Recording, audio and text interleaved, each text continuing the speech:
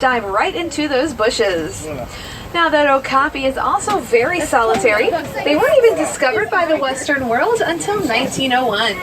Until then, they were actually believed to be a mythological creature. Now up here on the right hand side, you might get just a little glimpse of a kudu that's up on the top there. It's a type of forest antelope. The kudu look a little bit like a deer, but they are one of the tallest of the forest antelope. They can actually stand at about 5 feet at their shoulder.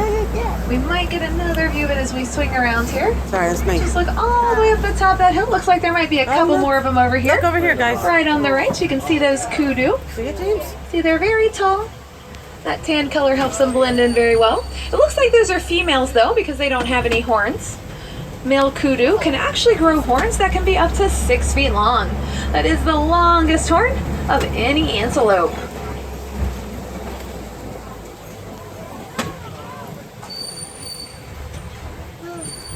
Now right over on the left hand side, if you look all the way across right in the middle, you might get one little glimpse of a bongo. It's another type of forest antelope. They have that really pretty orange color to them.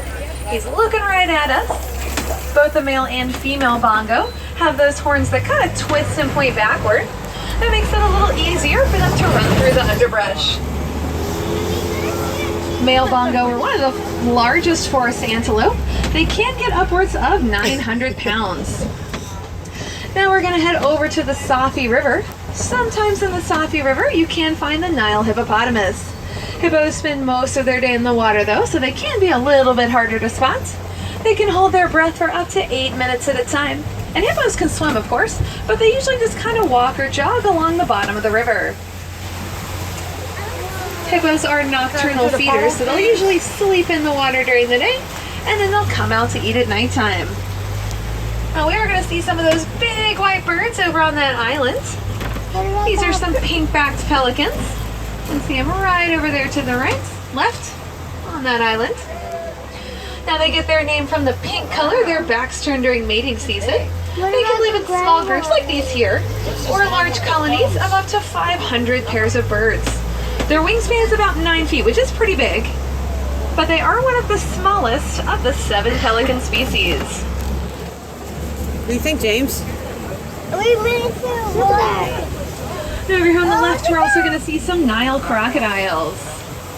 A whole bunch of look at that. Nile crocodiles are the largest African crocodile. You see them, James? They're all About sleeping. 16 to 20 feet long. And One they went weigh for a swim. 500 pounds. There's some in the water too, some out on the bank and some in the water. Great views of them over there. Lay down there. Crocodiles can hold their breath underwater for up to 2 hours at a time. Although you'll often see them sitting on the banks with their mouths open, they do that to help regulate their body temperature. They can't sweat, of course, through that scaly skin, so if they get too hot, they just open their mouths and release body heat that way. In the wild, they live about 45 years, but on reserves like ours, they can live to be 80 years old. Now we're going to head over to a completely different ecosystem. We're going to head over to the savannah. The savannah is home to some of the more recognizable animals, like the giraffes, the elephants, and the zebras. And as we swing around this corner here, we will start to get our first look at the African savannah.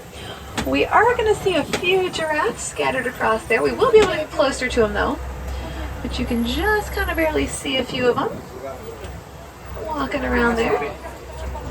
Hey, Mom, there's 2 giraffes. Yeah. There's There's some a few more. more all scattered throughout. And there's another giraffe. Yeah. Once we come down this hill, we'll be able to see them over on our right-hand side. But it looks like we will get some closer views up ahead. You can see them right over there on the right. Now these African grasslands do stretch on for miles and miles throughout Central and Eastern Africa, and they are maintained by these animals that live here. As we go by, you'll see a lot of the trees over on the right don't have leaves on the lower portion. That's from those giraffe that'll come through and prune those leaves off about as high as they can reach. There's one giraffe over here that's doing it right now. Then the elephant will come by, they'll knock those trees over so they can get at the top leaves and the roots. And the antelope and other hoofed animals They will eat that grass See 'em? and keep it cut See 'em short. over here on the tree?